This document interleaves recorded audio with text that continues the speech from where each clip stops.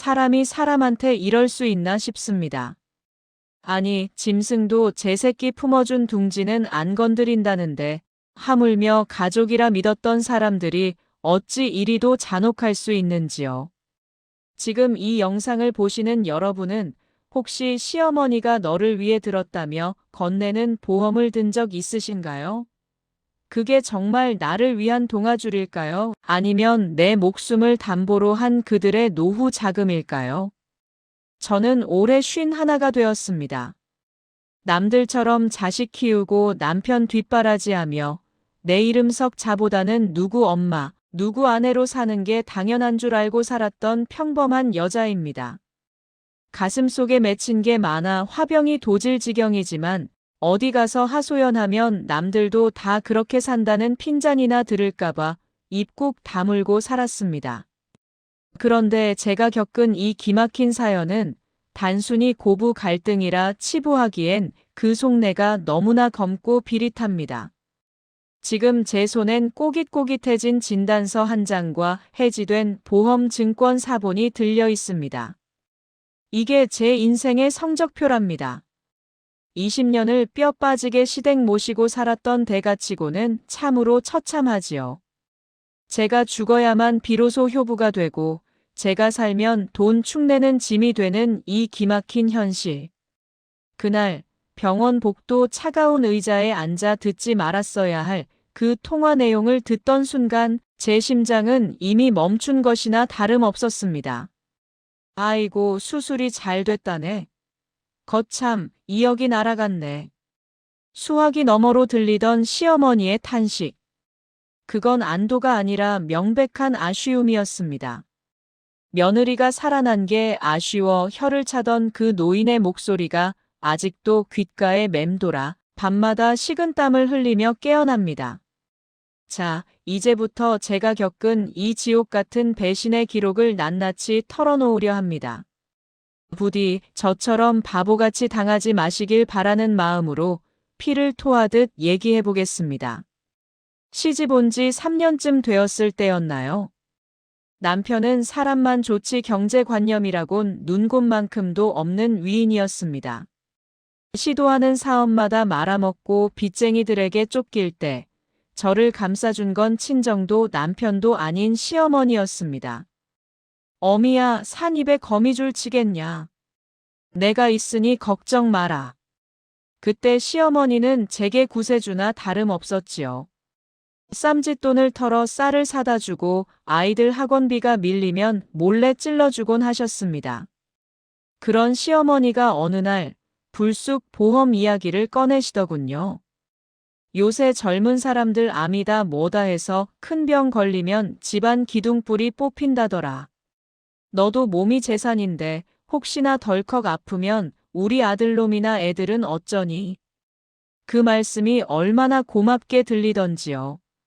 며느리 몸 상할까 걱정해주는 시어머니가 세상 천지에 어디 있겠나 싶어 눈물이 핑 돌았습니다.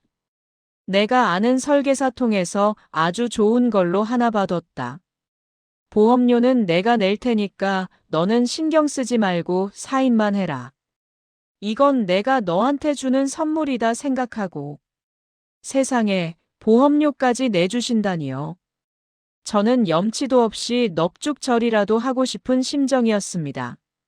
설계사가 가져온 서류 뭉치는 두꺼웠고 깨알 같은 약관들은 눈에 들어오지도 않았습니다.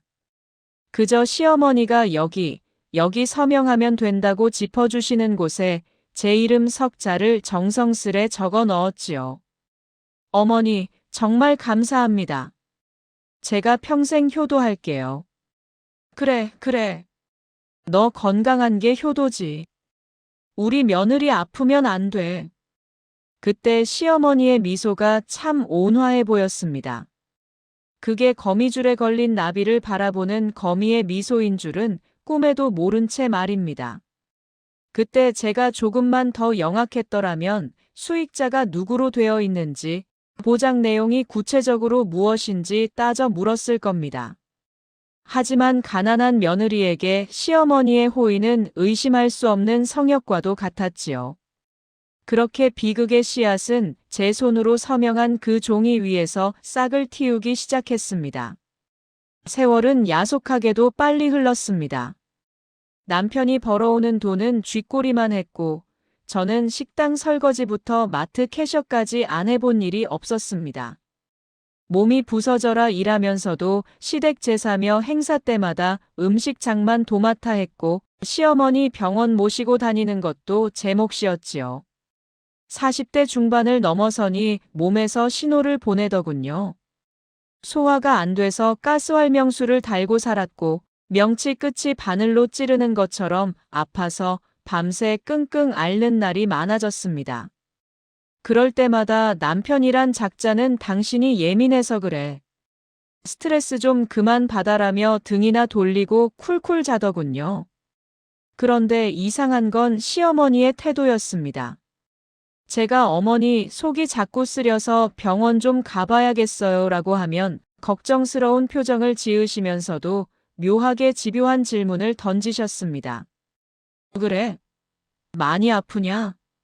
혹시 피를 토하거나 그러진 않고? 아니요, 그 정도는 아니고요. 병원 가서 검사 받으면 꼭 나한테 먼저 전화해라. 그리고 너 그동안 내가 들어준 보험, 그거 실효 안 되게 내가 꼬박꼬박 넣고 있는 거 알지? 그거 아주 큰 거다. 아프다는 며느리한테 보험료 잘 내고 있다는 생색부터 내시는 게 좀 서운하긴 했지만 그래도 든든한 보험이 있다는 생각에 안심이 되기도 했습니다. 그래, 큰 병이라도 시어머니가 들어준 보험이 있으니 돈 걱정은 덜겠지. 그렇게 믿었습니다. 그러던 어느 날 식당 주방에서 일하다가 갑자기 눈앞이 핑 돌더니 바닥으로 고꾸라졌습니다. 응급실에 실려가서 온갖 검사를 다 받았지요. 의사 선생님의 표정이 심상치 않았습니다. 보호자분 들어오시라고 하세요. 남편은 연락도 안 되고 급한 마음에 시어머니께 전화를 드렸습니다. 한달음에 달려오신 시어머니는 의사 앞에서 제 손을 꼭 잡고 계셨습니다. 위암입니다. 3기 말. 전이 소견도 보이고요. 당장 수술 잡아야 합니다. 하늘이 무너진다는 게 이런 기분일까요? 멍하니 앉아있는 저와 달리 시어머니는 의사에게 다급히 물으시더군요. 선생님, 그게 확실한 거죠? 암이라는 게 조직 검사 결과지 오늘 바로 떼주실 수 있나요? 며느리가 암이라는데 슬퍼하기보단 진단 확정에 집착하는 듯한 그 눈빛. 그때는 경황이 없어 몰랐습니다. 그 눈빛이 탐욕으로 번들거리고 있었다는 것을요. 수술 날짜를 잡고 입원 수속을 밟으려는데 원무과 직원이 병원비 선납을 요구했습니다. 당장 수중에 돈이 없었던 저는 당연히 그 보험을 떠올렸습니다. 어머니, 그때 들어주신 보험 있잖아요. 암 진단금 나오면 그걸로 병원비랑 수술비 하면 될 것 같아요. 보험 증권 좀 가져다 주세요. 그런데 시어머니 반응이 영 뜨뜻미지근했습니다. 아, 그게 지금 당장 찾으려니 어디 뒀는지 모르겠네. 일단 급한 대로 대출이라도 알아봐라. 네. 어머니, 그게 무슨 말씀이세요? 암 진단되면 바로 몇 천만 원 나온다고 하셨잖아요. 제가 설계사한테 전화해 볼게요.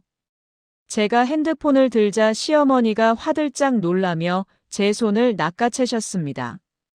얘가, 아픈 애가 무슨 전화를 하냐? 내가 알아서 한다니까. 그 순간 직감적으로 무언가 잘못되었다는 걸 느꼈습니다. 저는 아픈 배를 부여잡고 몰래 보험사 콜센터에 전화를 걸었습니다. 제 주민번호를 대고 가입된 보험 내역을 조회해달라고 했지요. 상담원의 목소리가 건조하게 흘러나왔습니다. 네, 고객님 명의로 가입된 생명보험이 한 건 있으시네요. 월 납입료 50만 원짜리 종신보험이고요. 특약으로 암 진단금 5천만 원 설정되어 있습니다. 아, 다행이네요.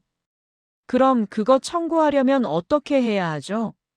아, 그런데 고객님, 이 계약의 수익자가 고객님이 아니신데요. 심장이 쿵 내려앉았습니다. 네, 그게 무슨 소리예요? 사망 시 수익자와 진단금 수익자 모두 시어머니인 박말순님으로 지정되어 있습니다. 계약자도 시어머니시고요. 피보험자만 며느님으로 되어 있네요. 이런 경우엔 보험금을 청구하셔도 수익자 통장으로 입금됩니다. 수화기를 든 손이 부들부들 떨렸습니다. 수익자가 시어머니라니. 내가 암에 걸려 죽을 고비를 넘기고 있는데 그 돈을 시어머니가 가져간다고. 더 기가 막힌 건 그 다음 말이었습니다. 그리고 고객님, 이 상품은 사망보장금이 주계약이라 사망 시 3억 원이 지급되는 고액보험입니다. 암 진단금은 특약이라 상대적으로 작고요. 머릿속이 하얗게 변했습니다. 시어머니는 나를 위한 보험을 든 게 아니었습니다. 내가 죽으면 3억 아프면 5천만 원이 당신 통장에 꽂히는 일종의 투자를 하신 겁니다. 매달 50만 원씩 10년 넘게 부어온 그 돈은 며느리의 건강을 염려한 사랑이 아니라 언젠가 터질 대박을 위한 적금이었던 겁니다. 저는 링거 바늘을 꽂은 채 집으로 달려갔습니다. 남편과 시어머니가 거실에서 텔레비전을 보고 있더군요. 제가 들어서자 두 사람의 눈이 휘둥그레졌습니다. 아니, 환자가 병원에 있어야지 왜 왔어? 어머니, 솔직하게 말씀해 주세요. 그 보험, 수익자가 어머니로 되어 있다면서요? 제 서슬퍼런 질문에 남편은 꿀먹은 벙어리가 되었고 시어머니는 잠시 당황하는 듯 하더니 이내 본색을 드러내셨습니다. 표정을 싹 바꾸고 소파에 다리를 꼬고 앉으시더군요. 그래서 내가 내 돈 내고 내가 보험 들었는데 그게 뭐 잘못됐냐? 저를 위해 들어주신다면서요. 제가 아프면 쓰라고 들어주신 거 아니었어요? 지금 당장 수술비가 없어서 쩔쩔매는데 진단금 나오면 그거 저 주셔야죠. 그러자 시어머니가 코웃음을 치며 말씀하셨습니다. 야, 내가 그동안 부은 돈이 얼만 줄 아냐? 그게 다 내 노후 자금 쪽에서 넣은 거야. 그리고 내가 죽으면 우리 애들은 호랍이 되고 어미 없는 자식들 키우려면 그 정도 돈은 있어야지. 그게 널 위한 거 아니냐?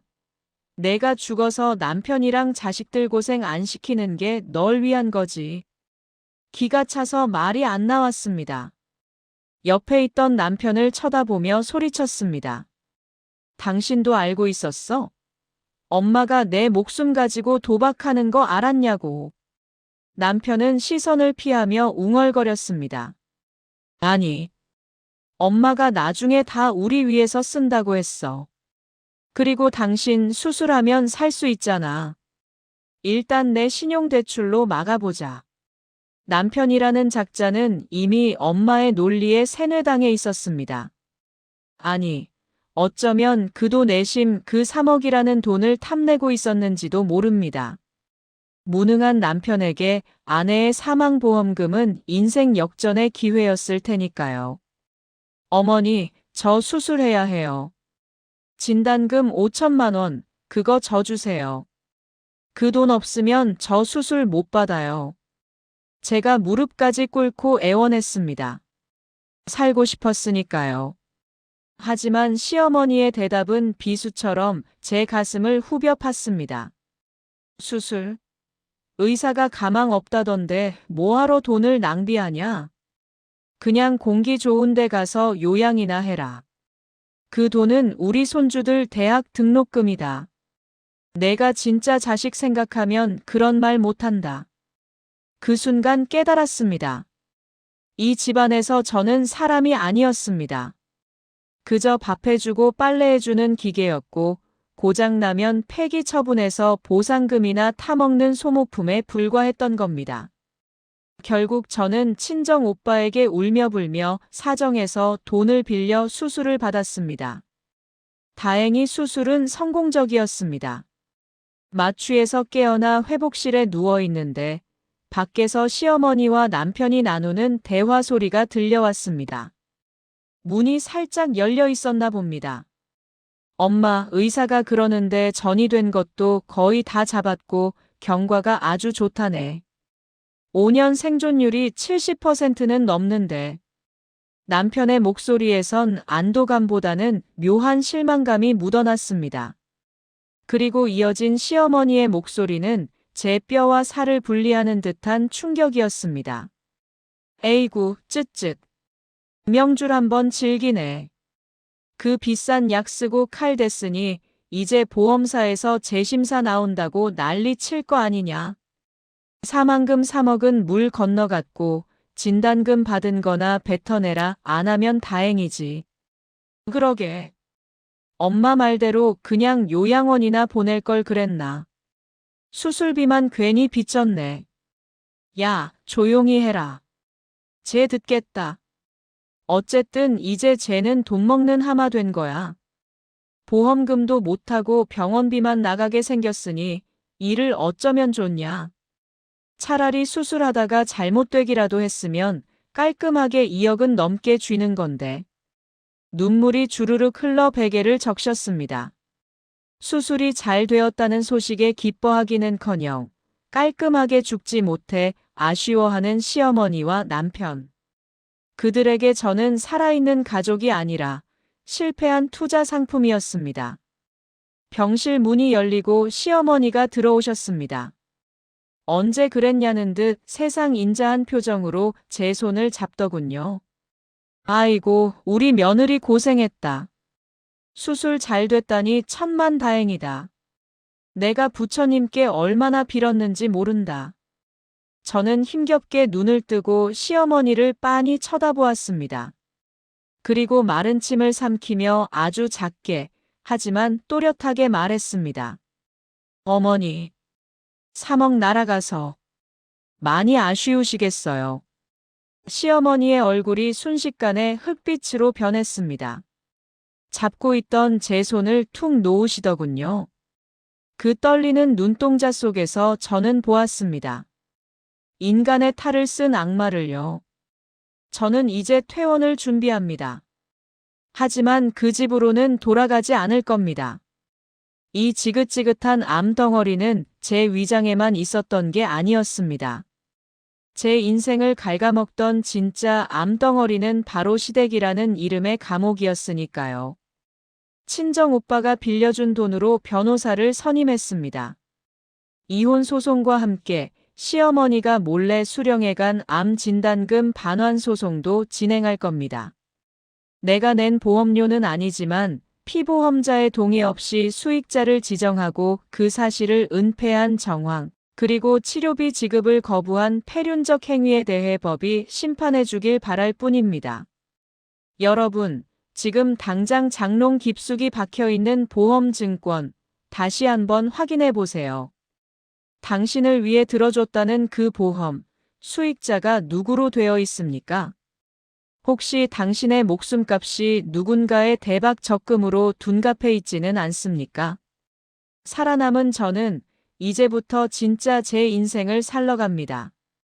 비록 몸은 반쪽이 되었지만 제 영혼만큼은 그 어느 때보다 가볍습니다. 더 이상 누군가의 보험금 수익원이 되어주지 않을 테니까요.